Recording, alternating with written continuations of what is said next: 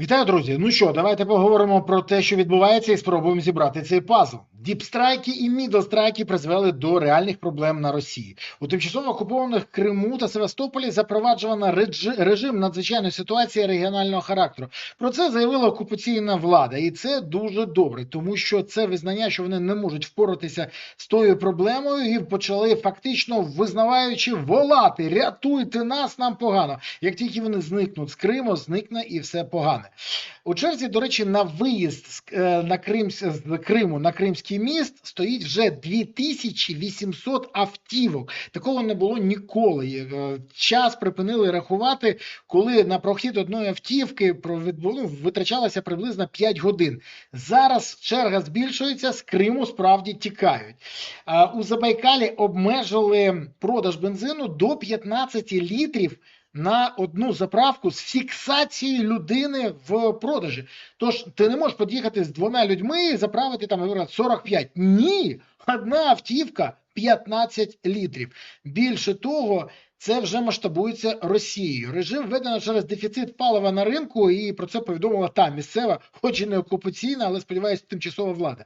Подібні заходи в інших регіонах обмежують продаж бензину зараз до 20 літрів за одну заправку. Загалом проблеми є вже в 73 регіонах Росії з 89, а відсутність палива на великій кількості АЗС фіксується на 61 регіоні. Уявіть собі, 89 регіонів, взагалі 61 вже відчули цю кризу.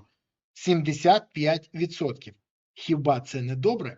Крим фактично перетворюється зараз на головну проблему Кремля, який закриває очі і каже, що все інше не важливо, але Крим – сакральна історія. Українські дрони методично знищують радари, ППО, логістику, мости, енергетику, створюючи реальну загрозу не лише для окупованого півострову, а й для всього Запорізького фронту і забезпечення його.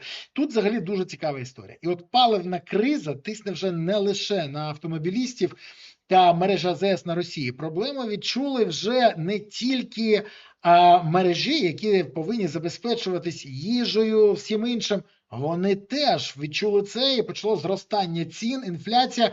Це все принцип доміно. Але вже навіть авіація, російська авіація, яка так потрапляє, про це повідомила, наприклад, авіакомпанія Азімут, яка близька до влади Росії. Вона говорить про критичні ризики для галузі через збої в ланцюгах постачання авіаційного газу. Українські невідомі, але дуже позитивні дрони, так, українські, але невідомі.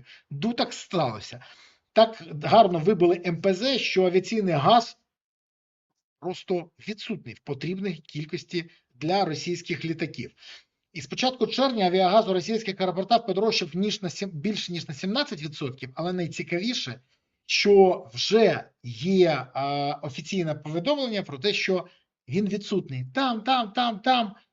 І це велика проблема. Але проблеми Росії – це плюс для України. І це треба теж не забувати. До речі, офіційні джерела російські кажуть, що за даними Росстату, російське статистичне агентство, з початку року бензин подорожчав тільки на 6,61% за офіційною інфляцією, яка є зараз 3,68%. Хоча реальні показники, вони кажуть, це дуже цікаво, можуть бути трохи більше. Які більше? На деяких АЗС прямо в Росії, в центральній, не на окупованих територіях, а в Росії 140 рублів за літр.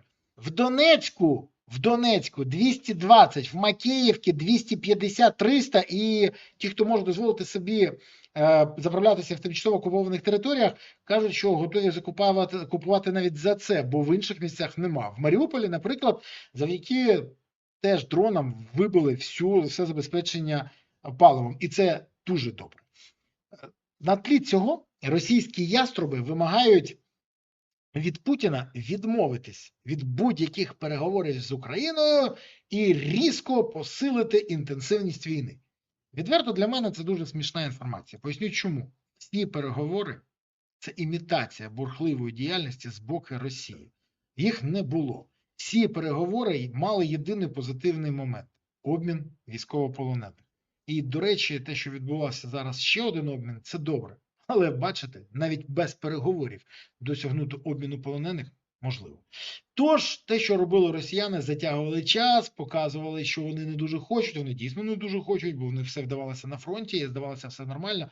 Тому зараз ці заяви, вони такі собі. Але агентство Reuters повідомляє, що за даними них на Кремль посилюється тиск з боку російських націоналістів, радикалів і таких зетанутих на війні по повній, які закликають оголосити повну мобілізацію, знищити урядовий квартал у Києві, ліквідувати Зеленського і навіть розглянути можливість застосування тактичної ядерної зброї. Скажу відверто.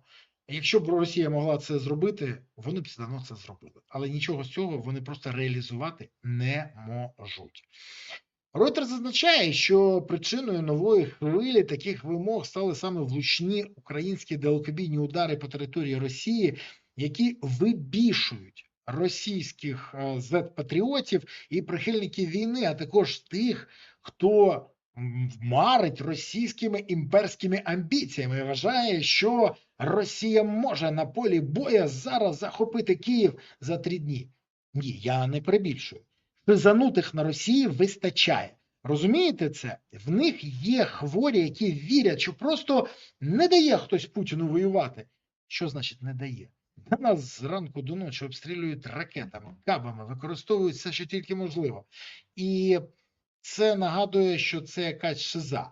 Але от якраз історія з тотальною мобілізацією, от тут вони можуть якраз знайти паритет з Кремлем, бо Кремль теж дихає в той бік.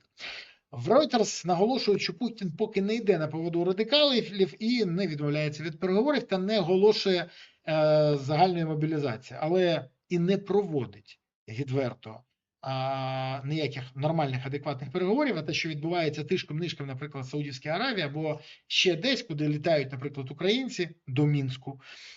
Про це окрема історія. І тут треба ще один момент сказати, що так само Путін не відмовляється від ідеї провести мобілізацію. Так, тотальної мобілізації зараз немає, але вже в Пензенській області почали тестувати бусифікацію. Відоси на цю тему масово наповнили мережу. І росіяни в шоці. З'ясувалося, що те, з чого вони глузували, прийшло до них. А що ж ви хотіли? Бачили, чи що купували? Їжте, хоч повилазять. Тут ситуація дуже проста. Сьогодні росіяни зіткнулися з проблемою, бо йти воювати не хочуть, а влада не хоче закінчувати, бо розуміє, для влади Росії кінець війни – це катастрофа. А ще катастрофа буде далі. Але це вже тема для окремої програми. Так от, сьогодні росіяни не хочуть самі йти, тому Кремль вирішив їх примусово мобілізовувати.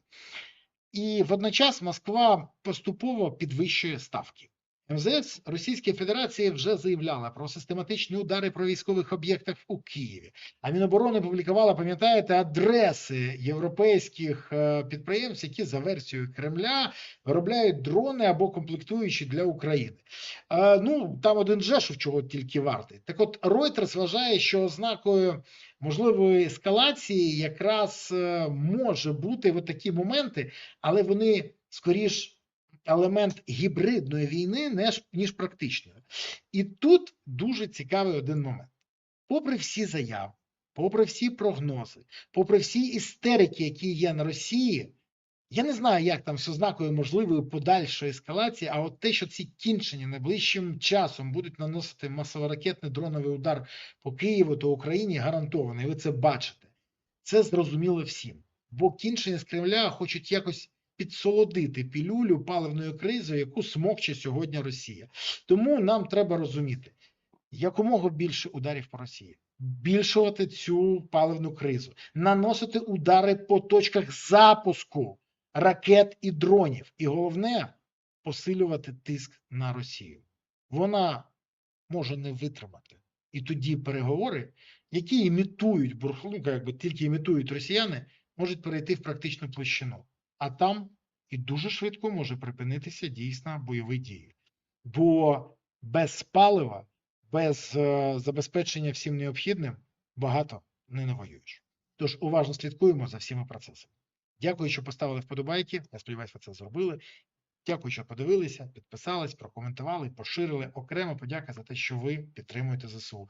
Донатите на ЗСУ, допомагаєте ЗСУ, приєднуйтесь до ЗСУ. Бо ЗСУ – це єдина сила, яка є запорукою того, що Україна є майбутнє. Тож гуртуємося навколо потреб ЗСУ, щоб у України було гідне майбутнє. Дякую вам, папа.